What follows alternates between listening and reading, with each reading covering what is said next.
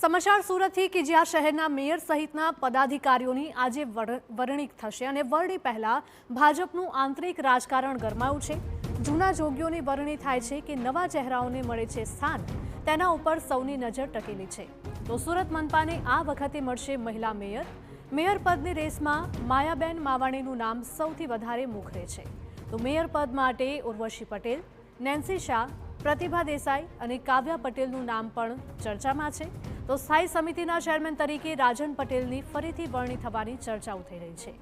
બ્રજેશ ઉનડકટ, હિમાંશુ રાવલજી, અશોક રાંદેરિયા, સંજય દલાલ જેવા નામની પણ ચર્ચા। ડેપ્યુટી મેયર તરીકે સુરતી અથવા તો પરપ્રાંતીયમાંથી કોઈની પસંદગીની શક્યતા છે।